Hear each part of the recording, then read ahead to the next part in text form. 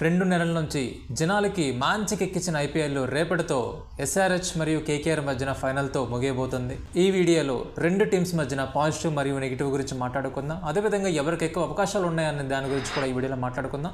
వీడియోని ఎవరైతే చూస్తున్నారో దయచేసి ఒక లైక్ చేసి వీడియోని కంటిన్యూ చేయండి. నా పేరు Balakrishna and welcome to content speaks official. మొదటిగా కేకేఆర్. ఈ సీజన్లో అందరికంటే ముందుగా ఫైనల్గా చేరుకున్న జట్టు కేకేఆర్ ఇక్కడ వరకు వచ్చిందంటే దానికి ఎన్నో కారణాలు ఉంటాయి. కానీ మేజర్గా ఒక కారణమే చెప్పుకోవచ్చు, సునీల్ నరైన్ని ఓపెనర్గా ప్రమోట్ చేయడం. మనందరికీ తెలుసు సునీల్ నరైన్ అనేవాడు ఒక బౌలర్. అయితే అతని నుంచి భారీ స్కోర్లు వస్తాయని, అదేవిధంగా కేకేఆర్లో టాప్ స్కోరర్ అవుతారంటే మనం ఎవరైనా నమ్మగలుగుతామా? సునీల్ నరైన్ని ఓపెనర్గా ప్రమోట్ చేసింది మాత్రం కోచ్ అయినటువంటి గంభీర్. ఆ గంభీర్కి క్రెడిట్ ఇవ్వాల్సిందే. సునీల్ నరైన్తో పాటు మరో ఓపెనర్ అయినటువంటి సాల్ట్ కూడా మంచి కాంట్రిబ్యూషన్ ప్రొవైడ్ చేశాడు. కాకపోతే అన్ఫార్చునేట్లీ ఏమైందంటే ఆ ఇంగ్లాండ్ ప్లేయర్ వాళ్ళ కంట్రీకి వెళ్ళిపోవడం జరిగింది.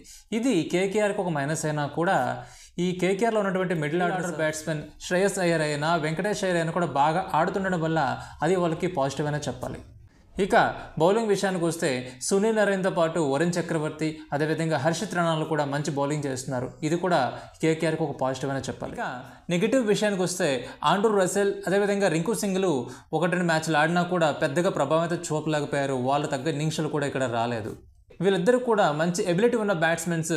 తనదైన రోజున మ్యాచ్ని ఒంటి చేత్తో గెలిపించగలిగే సత్తా ఉన్న బ్యాట్స్మెన్స్ వీళ్ళిద్దరు. అదేవిధంగా బౌలర్స్ విషయానికి వస్తే మిచెల్ స్టార్క్, ఇతను పెద్దగా ప్రభావం చూపించలేదు. లాస్ట్ మ్యాచ్లో మాత్రం 3 వికెట్లు తీసుకున్నాడు. ఇదే ఫామ్ని ఫైనల్ మ్యాచ్లో కూడా కంటిన్యూ చేస్తే కేకేఆర్కి ఇంకా తిరుగుండదు.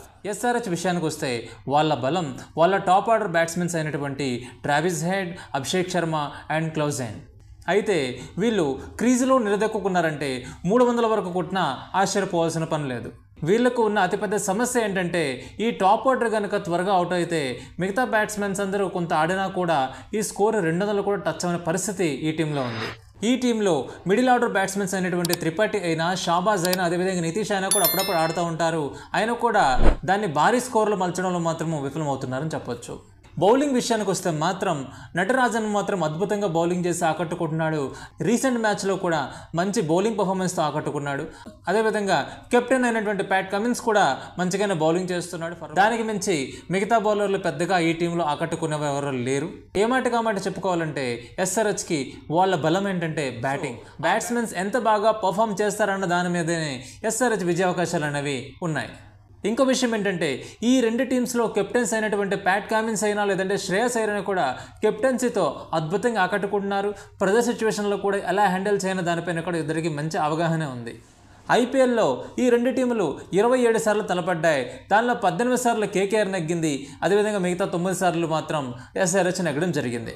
ప్లేయర్స్ ఎంత బాగా ఆడుతున్నా కూడా ఫైనల్ వచ్చిందంటే ఒక రకమైన ప్రెషర్కి లోనైపోతూ ఉంటారు. ప్రెషర్ని హ్యాండిల్ చేయలేక చాలామంది ప్లేయర్స్ బ్యాట్స్మెన్స్ అయినా బౌలర్ అయినా ఫెయిల్ అవుతూ ఉంటారు. అలాంటప్పుడు టీంలో ఉన్న ప్రతి ఒక్క ప్లేయరు కాంట్రిబ్యూట్ చేయాల్సి ఉంటుంది. ఈ విధంగా ప్రెషర్ని ఎవరైతే హ్యాండిల్ చేసి బాగా ఆడతారో వాళ్ళే ఈ ఐపీఎల్లో విన్నర్ అవుతారు. ఈ ఐపీఎల్లో విన్నర్ ఎవరనుకుంటున్నారు కింద కామెంట్లో మెన్షన్ చేయండి. ఈ సండే అనగా రేపు 7:30 గంటలకి రాత్రి మ్యాచ్ మొదలవబోతుంది. ఈ మ్యాచ్లో ఎవరు నెగ్గినా కూడా క్రికెట్కి మంచి జరగాలని కోరుకుందాం. ఇంకో ముఖ్యమైన విషయం ఏంటంటే ఈ ఐపీఎల్ ఫైనల్ రోజున ఇష్టానుసారంగా బెట్టింగ్స్ అనేవి జరుగుతాయి. దయచేసి ఆ బెట్టింగ్ జోలికి వెళ్ళొద్దు. ఈజీ ఇన్కమ్లా చూడొద్దు. మీ జీవితాలను నాశనం చేసుకోవద్దు. Be careful. ఐపీఎల్ అనేది ఒక ఎంటర్టైన్మెంట్గా మాత్రమే చూడండి. ఇంతే వీడియో నచ్చితే లైక్ చేసి సబ్స్క్రైబ్ చేసి మీ ఫ్రెండ్స్ అండ్ ఫ్యామిలీ మెంబర్స్కి షేర్ చేయండి.